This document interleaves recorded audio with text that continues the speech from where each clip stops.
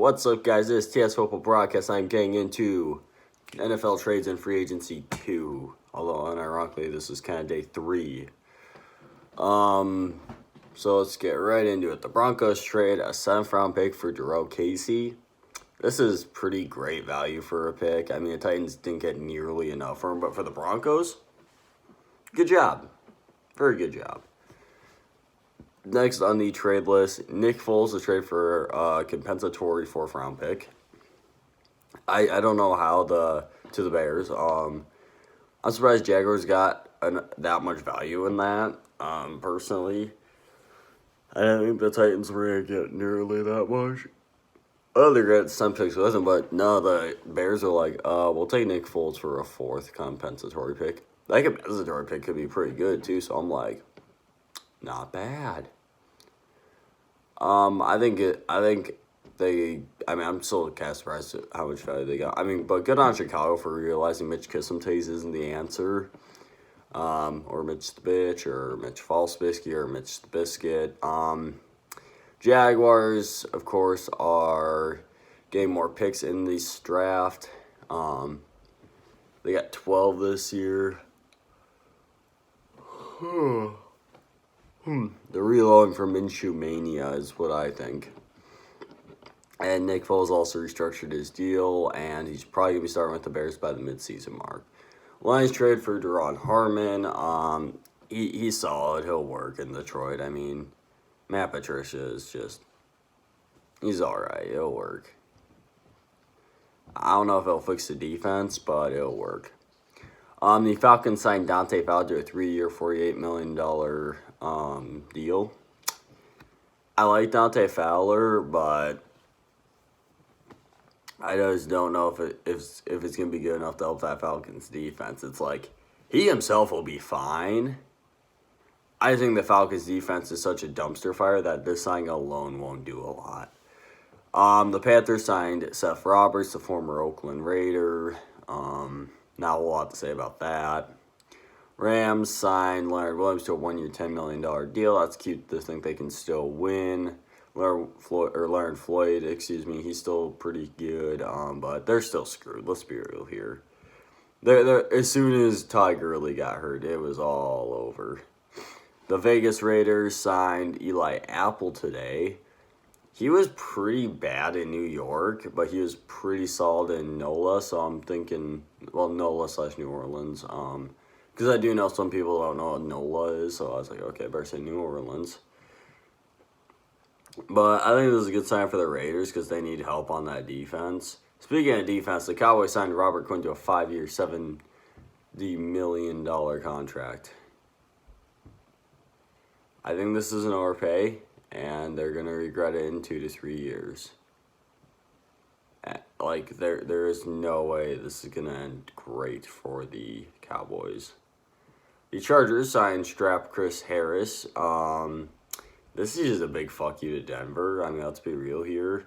He probably signed there thinking, okay, they didn't want me. Now I'm going to go to the team with no fans and just a thing.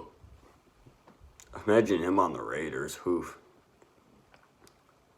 The Rams extended 38-year-old Andrew Whitworth on a 3-year deal.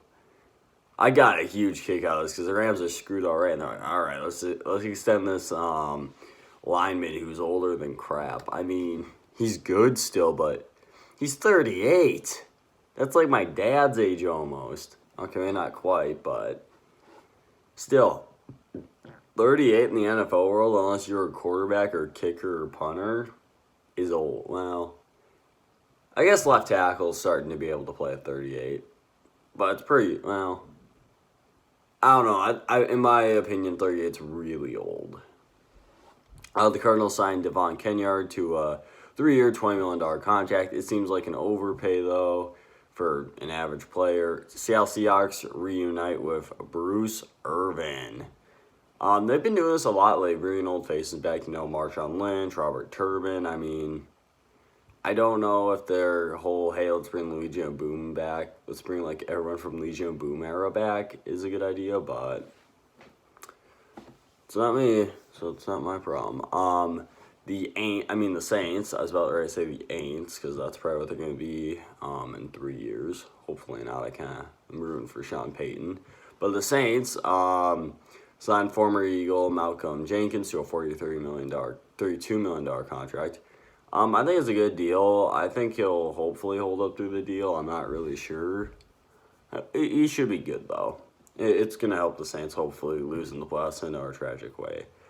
The Cowboys signed Anthony Brown to a 3-year, $15 million contract. It's pretty bargain bin, so that'll work. The Lions signed former Falcons sort of star Desmond Trufant.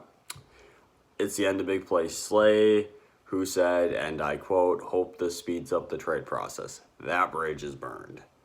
The Browns signed Carl Joseph, former first-round pick. Our secondary wasn't great. We are losing Morgan Burnett, Eric Murray, and Damaris Randall, so we kind of need to reload. And those were all safeties too, primarily. It makes some sense bringing in some guy with potential like Carl Joseph because he was highly thought of when he was coming out. It's the kind of potential we need in our secondary because he could probably still be a pretty good player. But we need some D-line help. We need a linebacker. We need more D-backs. For that defense could be good and special. The Packers signed old-ass Mercedes Lewis today to a 1-year deal. I retired. He's a pretty old tight end. Let's look this up real quick because I'm pretty sure he's like 38 or something. Mercedes Lewis. Okay, I'm not the only one. He's 35. Okay. Maybe I was a little hard on him. Okay, I thought he was 38. I'm sitting here like, this man's been around so long. Yeah, I remember using him in Madden pretty hardcore on Madden 13. Because I always would just go for crappy teams and rebuild them. Oh, yeah, he was a fun one. Just be like, 6'6" tight end. I thought he retired, though. The Giants signed Nate Ebner. He's the guy who played fullback while being a linebacker for the Patriots. That's all I know about him. And then just in. This actually came right before the video came out, but I figured I'd make it say this just came in, so it made me sound a little more professional. But this is pretty new news. The Eagles traded a third and a fifth-round pick in the 2020 draft to land Darius Slay, also the big play Slay. I think this is pretty good. The Eagles do need to get cheaper, though, at some point with the big Carson Wentz contract. But they really need big play Slay, I think. It'll help their secondary. And with the loss of Malcolm Jenkins, this offsets that a little bit. Holy crap. Yeah. So for the Eagles, it's good. For the Lions, it could be good if they don't draft like putrid dog crap.